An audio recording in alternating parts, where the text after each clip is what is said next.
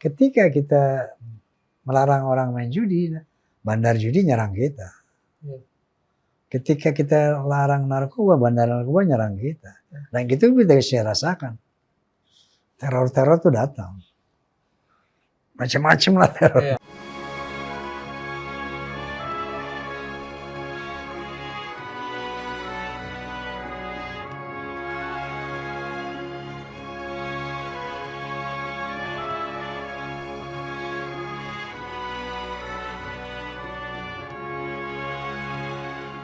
Kalau fans atau penonton Bang Haji Rhoma Irama yang non Muslim tuh gimana perhatian Bang Haji ke mereka, Bang? Pernah ini nggak Bang Haji? Ada lagu yang untuk justru toleransi antar umat beragama nggak, Bang?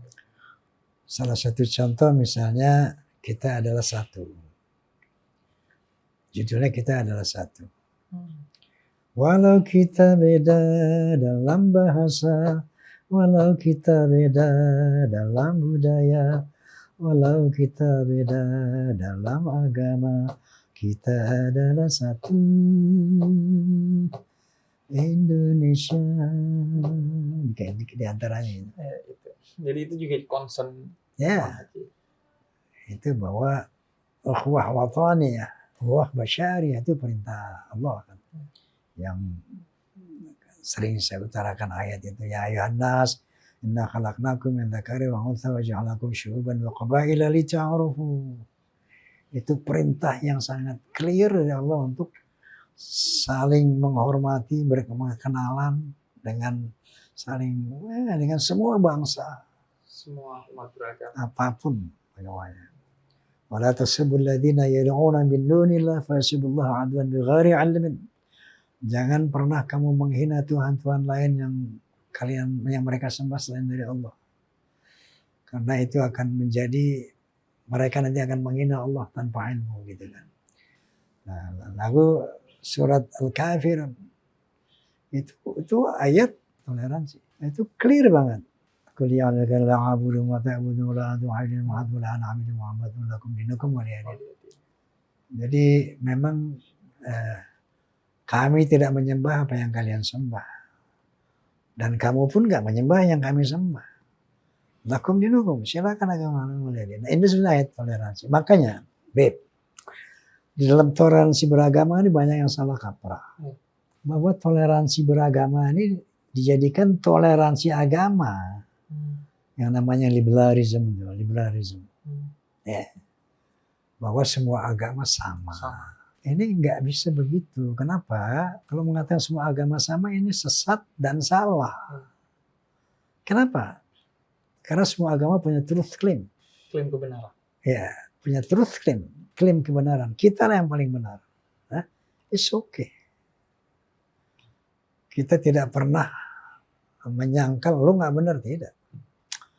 Karena semua agama punya truth claim dan punya peribadatan yang satu sama lain kontradiksi. Contoh, yang ini bilang harus sholat 5 waktu, nggak sholat dosa. Nah, di sini bilang nggak perlu sholat. Bagaimana bisa sama?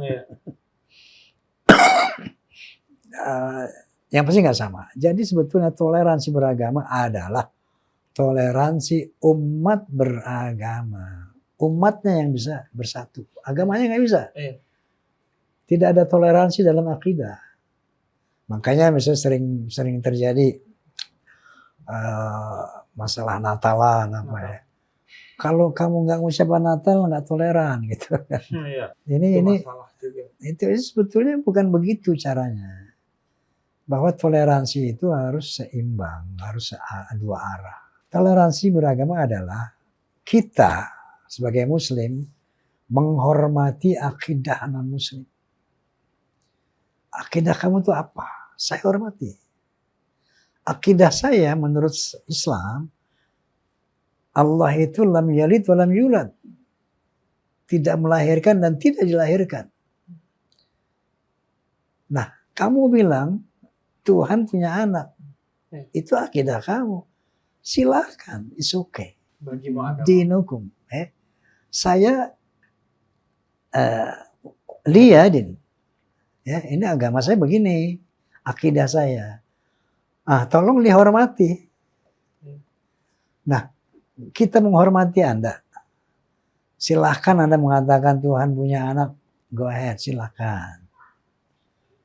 Bukan urusan kita, itu urusan kamu sama Allah. Begitu juga Islam mengatakan Tuhan gak punya anak. Tidak beranak. Ketika Natal, what is Natal? Natal itu merayakan kelahiran Tuhan. Akidah Islam mengatakan lam yalid walam yulad. Allah tidak dilahirkan, tidak melahirkan. Ketika kita mengatakan selamat Natal ya, selamat atas kelahiran Tuhan. Ini sudah melanggar akidah kita. Makanya yang melarang mengucapkan Natal berdasarkan itu akidah. Ya. Tapi ada yang mengatakan ya boleh aja selamat Natal, just lip service. Ya. Muamalah. Nah, tetapi ini juga bisa berbahaya ya ketika ini menjadi budaya. Budaya kepada awam ya. Iya, budaya bersama gitu kan. Nah, jadi toleransi beragama sebetulnya kita harus saling menghormati akidah masing-masing. Kita hormati kamu mengatakan Tuhan melahirkan pada 25 Desember. Kita hormati. Go ahead. Kita nggak larang, kita nggak marah, kita nggak serang. Ya. Tapi ketika tidak mengucapkan Natal karena akan melanggar akidah kita, tolong hormati juga. Tolong mengerti lah. Tolong mengerti, ini akidah kita loh. Ya. Sebagai teman kita berteman. Lo susah gue bantu, lo apa begitu loh. Tapi dalam konteks ibadah nggak ada toleransi, gitu loh. Nah ini harus dipisahkan bagaimana ibadah dan muamalah. Akidah tidak bisa ada toleransi. Buat mereka Yesus anak Tuhan itu harga mati. Go ahead, silakan. Gitu ya. Pak Haji, itu memasukkan dakwah dalam musik itu sedari awal tahun 70 Soneta berdiri? Tidak. Ya artinya komitmen untuk berdakwah itu secara sungguh-sungguh. The Voice of Muslim itu tahun 73. 73 itu. Sebelumnya lagu-lagunya cinta-cinta aja. Cinta tapi ya ada zaman jahiliyah juga. Ada cinta-cinta yang nakal gitu. 73 itu apa yang menyebabkan komitmen itu ada, Bang? Keresahan tadi. Keresahan tadi dan itu faktor hidayah. Mayahdillah fala mudilla lah itu. Ketika Allah memberikan hidayah ya udah. Ya saya cuma bisa bilang hadza minallah. Kullu minallah. La haula wala quwwata illa billah. Lebih dari itu. Aja kayak lagu tentang judi, milas, itu kan powerful banget. Ya. Itu gimana ceritanya keluar ide itu, Bang Haji? Jadi gini, lagu itu ada 3 macam itu dari lirik ya. Ada yang true story. Ada yang sifatnya mengadopsi kisah orang lain. Adopsi. Ada yang imajinasi. Ini umumnya kalau lirik cinta seperti itu. Nah, dalam konteks sosial, itu lirik-lirik yang berdasarkan realitas di lapangan gitu kan. Seperti judi yang Anda tanyakan. Itu semua dengan observasi. Lama sekali. Ya, lagu judi itu selesai 3 tahun. Oh, prosesnya 3 tahun. Iya, jadi dari observasi saya melihat apa sih modelnya ini waktu itu zaman podcast kan. Iya, podcast. Saya lihat, manusia saat itu udah lupa daratan. Udah pada nggak sholat lagi, udah pada main dukun, udah pada main itu. Udah. Yang ada teman saya nih yang saking berjudi kalah terus itu. Sampai furniture nih, mebel, nggak ada. Duduk di orang tua pakai tikar aja. Dijualin semuanya. Ya maka ada dari yang kaya bisa jadi melarat, apalagi yang miskin gitu kan. Itu besar observasi. Lihat ancur-ancuran dengan podcast ini, dengan judi ini gitu kan. Nah itu tadi maka datanglah inspirasi Min Allah. Allah berikan inspirasi itu, dengan izin Allah lahirlah lirik-lirik itu. Yang pasti setiap saya buat lirik saya akan teliti betul. Ini bisa dipatahkan nggak? Bisa dibantah nggak? Gitu. Saya hitung betul. Itu paling penting. Ya, ini right or wrong? Terbantah nggak? Real nggak? Apa? Itu saya pertanggungjawaban banget. Setiap lirik, tiap baris-baris itu. Itu yang paling penting. Kita juga belajar ketika bikin konten gitu, Pak Haji. Jadi kita punya statement. Coba kira-kira orang bantahnya ini, kita jawab ini. Terus tuh tesis, antitesis, sintesis sampai ketemu tuh. Oh, ini yang finalnya tuh. Kayaknya ini sudah solid. Ada yang info ya Bang Haji kalau dulu Bang Haji? Apa? Kemudian merasa tersinggung dengan gerakan dakwahnya. Ada. Kan pasti kan orang yang kayak Bandar Judi karena pengaruhnya Ada. Raja Dangdut pada saat itu kan besar sekali. Ya contoh ada pastilah. Serangan-serangan itu ada. Karena itu soal pendaringan kan. Iya. Soal narkoba, saya bikin lagu dulu narkoba judulnya. Baru saya bikin Merah Santika. Miras. Itu Merah Santika. Merah Santika. Nah, sebelumnya ada nih. Wahai para generasi muda, tahukah siapa musuh Anda? Narkotika, psikotropika, dan obat-obatan berbahaya. Jadi narkoba judulnya. Sebelum Merah Santika. Jadi ketika kita melarang orang main judi, bandar judi nyerang kita. Ketika kita larang narkoba, bandar narkoba nyerang kita. Dan itu kita bisa rasakan. Teror-teror tuh datang. Macam-macam lah teror. Iya, tapi tetap aja di sana. Ya, kita harus. Nanti tidak ada karpet merah kan di dalam amar ma'ruf nahi munkar.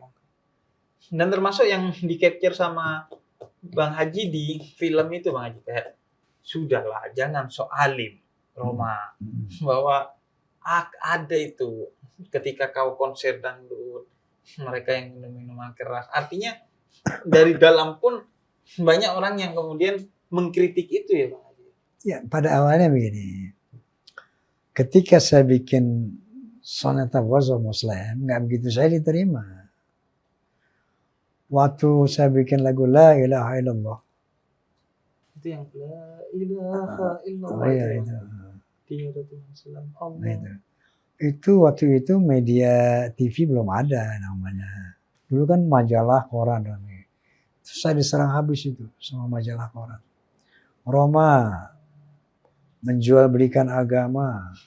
Roma mendendangkan Al-Quran. Wow, itu koran ramai. Sampai saya dipanggil oleh MUI. Oh, di zaman itu. Oh iya, Majelis Ulama Indonesia yang waktu itu kantornya di Masjid Agung Kebayoran. Itu kiainya Kiai Syukri Ghazali, ketua umumnya. Panggil wartawan, ulama kumpul situ. Coba saya mau dengar lagu Anda yang dikatakan mendendangkan Al-Quran, menjual agama. Mana lagunya? Saya putar. Lagu La Ilaha Illallah kan diawali dengan pembacaan suratul Ikhlas. Waktu itu nggak diiringi musik, cuman efek angin aja. Bismillahirrahmanirrahim. Qul huwallahu ahad, Allahus samad, lam yalid wa lam yulad, wa lam yakul lahu kufuwan ahad. Bermusik dam dam dam dam dadaram. Baru katakan Tuhan itu satu. Dan selanjutnya. Setelah dengar MUI bilang, loh kalau ini sih bukan mendendangkan Al-Quran. Suratul Ikhlas sudah diiringi musik. Nah, yang diiringi musik itu terjemahannya, ya, bukan Qurannya. Jadi kalau bikin lagu kayak begini, yang banyak Bang Haji bikin lagu nggak apa-apa. Berdakwah. MUI akhirnya merestui dakwah dalam musik itu. Dakwah dengan musik. Nah. Karena ada juga yang keberatan dakwah dengan musik karena musiknya dianggap haram, Bang. Di zaman itu, Bang. Saat itu nggak ada yang mengatakan musik haram. Yang musik haram sekarang baru-baru aja nih. Baru-baru ya. Baru-baru. Iya. Dulu nggak ada cerita dulu, musik haram. Iya, dulu kan. Nggak pernah dengar gitu. Nggak pernah dengar, memang. Tidak ada ulama yang mengatakan musik haram dulu. Nih. Bahkan sekolah saya itu, Bang Haji, sekolah para habaib, sekolah Islam, Itu ketika Bang Haji mau datang itu kita menyambut tuh. Semua dilokalisir untuk hadir konsernya Haji Roma Irama tuh. Karena dianggap setara dengan tabligh akbar itu. Karena dianggap ya pengajian ya. Iya, pengajian, dan itu kan kayak inilah musik gitu. Ya. Artinya jawaban bagi orang-orang yang menganggap musik itu harus dengan kemaksiatan atau kesia-siaan. Ini jawaban mereka kan, makanya mereka bangga dengan soneta, dengan Muhammad. Dan berarti sampai sekarang tuh berapa lagu? Hampir 1.000. Hampir 1.000 lagu. Ya. Yang saya buat, kalau yang saya nyanyikan lebih dari 1.000. Lebih dari 1.000 yang dinyanyikan. Karena ada karya orang lain yang saya nyanyikan juga. Itu 1.000 yang ditulis sendiri oleh Bang Haji. Ya. Kurang lebih. 76 tahun Bang Haji. Saya tadi dapat cerita Desember ini aja konser masih beberapa titik. Ya. Gitar itu katanya beratnya 4 kilo. Meskipun udah gak ada kepalanya tuh. 3,5 kilo. 3,5 kilo. Karena gak ada kepalanya, setengah kilo kepalanya. Saya aja di dunia YouTube Bang Haji. Ya. Itu 4 tahun aja udah kayak ngos-ngosan, bosen, males, dan lain sebagainya. Bang Haji dari dunia analog dulu sampai sekarang punya YouTube Bang Haji. Itu gimana menjaga moodnya Bang Haji? Kita nggak pernah mengada-ngada ya, mengalir aja. Bikin YouTube ini juga sebetulnya nggak melalui suatu perencanaan gitu. Dari ngobrol-ngobrol mungkin ini podcast untuk waktu itu gini aja. Saya bukan host waktu itu. Ada host satu orang, Bisikan Roma, jadi dia yang menggait gitu, menggali Roma. Dia menggali Roma, acara Bisikan Roma kan pertama itu. Menggaris berbagai aspek dari Roma Irama. Nah tiba-tiba pada satu saat kita ngundang tamu, ini hostnya nggak ada nih, lagi keluar kota. Tapi the show must go on gitu. Akhirnya udah saya jadi hostnya deh gitu. Akhirnya keterusan itu. Sampai jadi Bisikan Roma yang versi sekarang. Iya, jadi versi sekarang. Ya tujuannya bahwa dengan lagu saya bisa menyampaikan pesan dari Allah, dari Rasul. Saya rasa ini podcast jauh lebih komplit. Karena lebih lengkap. Ada di samping narasi ada visual yang tidak terbatas dengan not lagu saja. Lebih bebas, lebih luas. Kenapa tidak, saya bilang. Toh tujuannya. Jadi podcast ini ya sebetulnya tujuannya dakwah. Artinya mengajak orang untuk berbuat kebaikan dan mencegah untuk berbuat kemungkaran. Sebetulnya isinya ya itu. Masih berkenan itu kok bisa? Bang Haji masih berkenan, masih punya semangat, masih punya mood untuk itu, Haji. 76 tahun Haji Roma Irama. Kok bisa? Ya, saya berpikir 4 tahun aja udah kayak udahlah. Jadi pernah Debbie anak saya bilang, Papa udah istirahat, jangan berkarya ini, istirahat aja. Saya bilang kalau saya istirahat, saya stroke. Oh justru. Kena penyakit stroke. Jadi otak ini tidak boleh berhenti berpikir. Badan ini tidak boleh berhenti bergerak. Tidak boleh berhenti beraktivitas. Tidak boleh. Ketika otak ini berhenti berpikir, ketika badan ini berhenti beraktivitas, maka tualah kita. Muda itu adalah ketika kita terus bergerak. Iya. Berarti generasi muda yang rebahan tuh orang tua. Iya. Muda tapi rebahan. Itu orang tua. Orang tua yang sejati. Pak Haji, sebagai akhirnya Pak Haji, ada momen yang selalu diingat oleh Bang Haji Roma Irama. dalam karir berdakwahnya, saya menyebutnya berdakwahnya, yang Bang Haji ngerasa, saya senang sekali gitu di momen ini. Momen gitu. Iya. Atau lagu atau apapun yang berkesan sekali dari sepanjang karir Haji Roma Irama. Jadi gini, ketika semua menyanyi, itu saya kumpulkan semua anggota. Kita baca suratul Fatihah, bibarakatil Fatihah, kita mohon kepada Allah Subhanahu wa taala agar acara ini lancar. Yang kedua, berakatil Fatihah, semoga apa yang kita bawakan ini menginspirasi, minimal menghibur orang, tidak merusak. Berakatil Fatihah, kita mohon kepada Allah Subhanahu wa taala agar amalia kita malam ini dicatat oleh Allah sebagai satu amal soleh. Itu doa kita. Baru Al-Fatihah.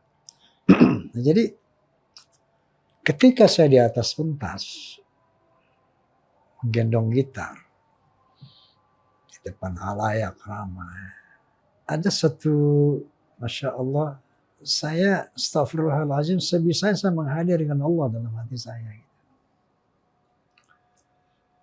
Bahwa zikrullah ada bil galab, ada bil lisan, ada. Saya selalu berusaha keras itu untuk ihsan. Menghadirkan. Ihsan, merasa dilihat Allah. Sehingga ketika orang bertepuk bersorak, kembali kepada Allah.